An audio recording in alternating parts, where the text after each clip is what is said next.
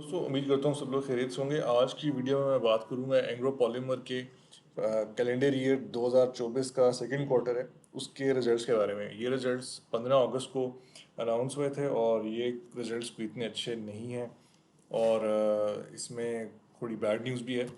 तो इसमें जो रिजल्ट्स हैं उसमें काफ़ी नेगेटिव बातें हैं, लेकिन कुछ उसमें अच्छी बातें भी हैं। इसके ऊपर लोग कमेंट्स वगैरह भी कर रहे हैं, लोग इसके ऊपर अननेसेसरी एक फियर भी फैला रहे हैं। मैं चाह रहा हूँ कि एक दफ़ा आप लोगों को एक क्लियर पिक्चर दे दूँ, क्योंकि एंग्रो को मैं कवर भी कर रहा हूँ, मैं इसमें इन्वेस्टेड भी हूँ और ओवरऑल एक अच्छी कंपनी है। इसमें कोई फंडामेंटली कोई बहुत प्रॉब्लम्स नहीं है, लेकिन मैं आपको इस वीडियो में मैं बताऊँगा कि रिजल्ट्स ख़राब क्यों आए हैं, वजह क्या थी और इसका गोइंग फॉरवर्ड इसका क्या स्कोप है।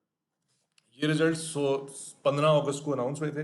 ये सेकंड क्वार्टर है इस साल का, उसके रिजल्ट्स हैं अप्रैल मई जून का जो क्वार्टर है, और ये अभी इन्होंने अगस्त में अनाउंस किए हैं। और ये रिजल्ट्स जो हैं इसमें जो सेल्स का रेवेन्यू इन्होंने बताया है वो तकरीबन 17.8 बिलियन है। और जो तो इसका जो लॉस इन्होंने अनाउंस किया है बिफोर टैक्स वो तकरीबन 1.1 बिलियन रुपीज़ का है। नेगेटिव 0.76 पर शेयर ईपीएस आया है। और इसमें जो ज़्यादा परेशानी की बात है वो इसमें इस क्वार्टर में कोई डिविडेंड इन्होंने अनाउंस नहीं किया, जो कि अंडरस्टैंडेबल है। जो पहला क्वार्टर था वो भी लॉस में गया था, लेकिन उसमें शायद डिविडेंड अनाउंस हुआ था। इस क्वार्टर में इन्होंने डिविडेंड अनाउंस नहीं किया, कोई बोनस शेयर्स वगैरह कुछ नहीं दिए। और इसमें जो अगर हम इसकी रिपोर्ट को खोल लें तो रिपोर्ट के अंदर हम देख सकते हैं कोई डिविडेंड नहीं है, कोई बोनस शेयर्स नहीं है, कोई ऐसे राइट शेयर्स वगैरह कुछ नहीं है। और इसकी जो डिटेल्ड रिपोर्ट है, हाफ ईयरली रिपोर्ट, वो अभी आगे जाके वो देंगे, कुछ अर्से बाद देंगे। क्वार्टर की रिपोर्ट में उन्होंने बस सिर्फ एक इनकम स्टेटमेंट दी और उन्होंने कुछ इतना ख़ास बताया नहीं है, जो कि मेरे ख्याल में थोड़ा सा एंग्रो जैसी कंपनी के लिए इतना अच्छा नहीं है। एंग्रो को ज़्यादा इन्फॉर्मेशन देनी चाहिए। बाकी कंपनीज जो हैं जिनको मैं कवर करता हूँ, इंटेल है और कंपनीज हैं, वेस्टर्न कंपनीज हैं, उनकी इवन हर क्वार्टर की रिपोर्ट जो देखें आप तो वो 100 सफ़े की रिपोर्ट होती है और वो काफ़ी थॉरो होती है। एंग्रो ने हमें कुछ नहीं बताया है सच, और हमें बस एक इनकम स्टेटमेंट दे दी है। एनी हाउ, हम अगर इसकी इनकम स्टेटमेंट से देखें तो मैंने जैसे पहले बताया, इस क्वार्टर में 17.8 अरब का रेवेन्यू था और जो कॉस्ट ऑफ सेल्स है वो 16 अरब की थी। उसका ब्रेकडाउन उन्होंने दिया है, admin expenses, distribution, marketing expenses सारे दे के। जो लॉस बिफोर टैक्स आया है तकरीबन वो ये अनकंसोलिडेटेड है यहाँ पे, यस, तकरीबन 1.1 बिलियन का है इनका लॉस बिफोर टैक्स। और जो फाइनल जो ईपीएस बन रहा है वो तकरीबन -0.53 बन रहा है।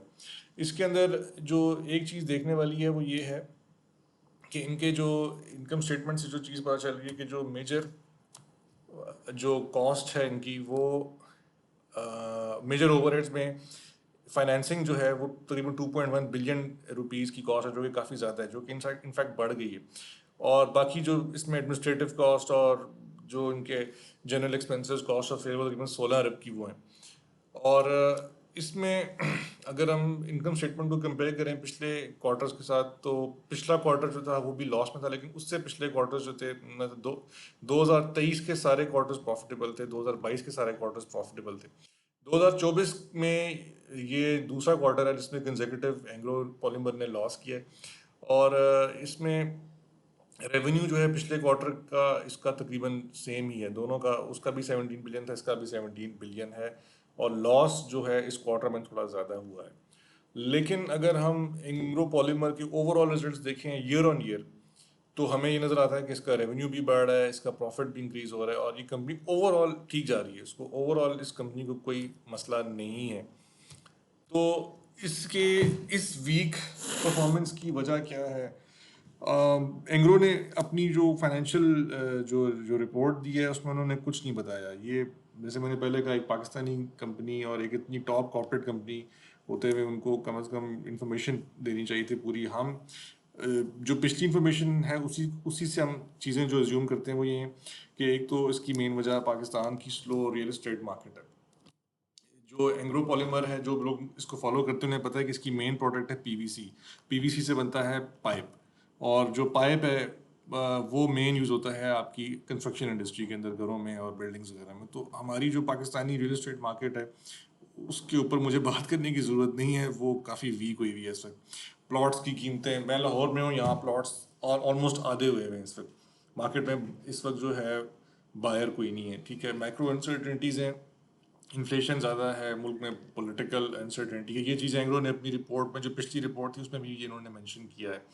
और ऑन टॉप ऑफ दिस, जो कंस्ट्रक्शन कॉस्ट है सीमेंट और स्टील की, वो सीमेंट और स्टील की वजह से वो बहुत बढ़ गई है।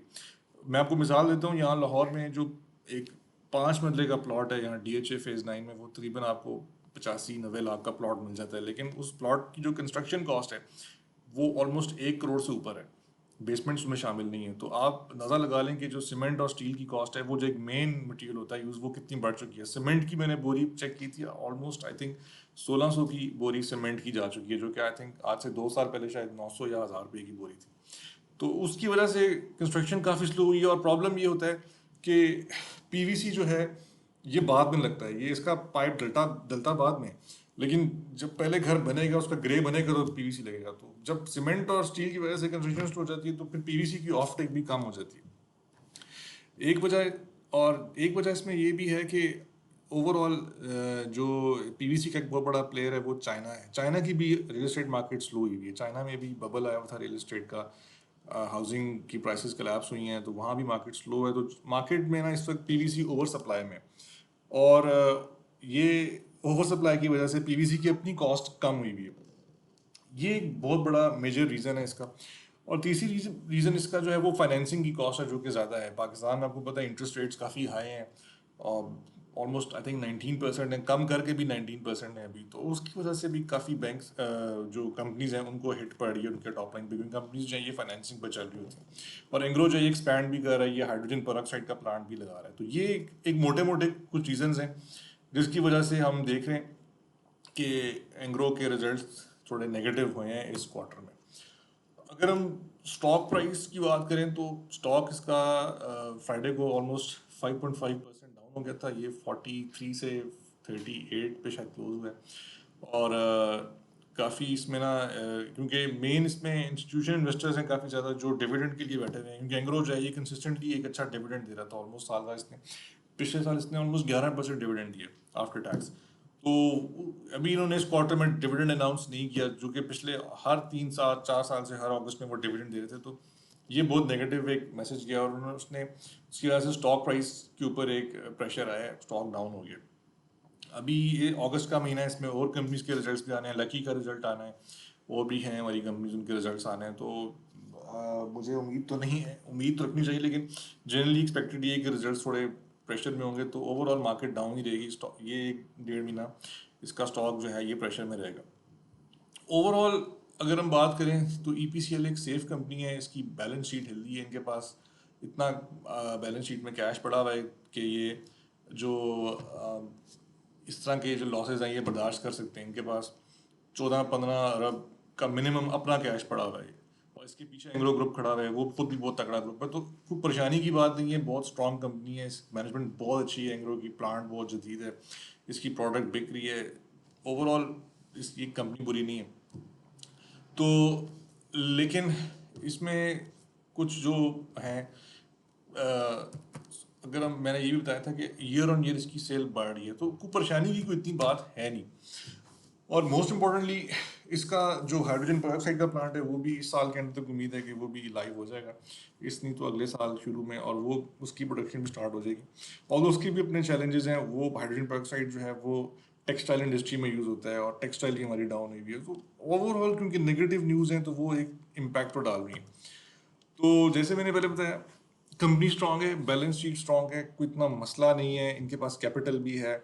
और आगे गोइंग फॉरवर्ड अगर मुल्क में पॉलिटिकल अनसर्टेनिटी ख़त्म होती है, कोई डील हो जाती है, कोई सेटलमेंट हो जाती है सारे प्लेयर्स की, इस्टेब्लिशमेंट की, और जितने भी आप देख रहे हैं पॉलिटिकल जो ड्रामा चल रहा है, और इन्फ्लेशन जो है ऑलरेडी कम हो रही है, ऑयल प्राइसेस भी नीचे गिर रही हैं, तो जनरली लॉन्ग टर्म में ये स्टॉक सेफ है। और उससे पाकिस्तान की रियल एस्टेट मार्केट को भी एक बूस्ट मिलेगा, रियल एस्टेट के अंदर भी एक स्टेबिलिटी आएगी। तो ये स्टॉक जो है ये वापस रिकवरी की तरफ जा सकता है, लेकिन शॉर्ट टर्म में ये स्टॉक प्रेशर में रहेगा।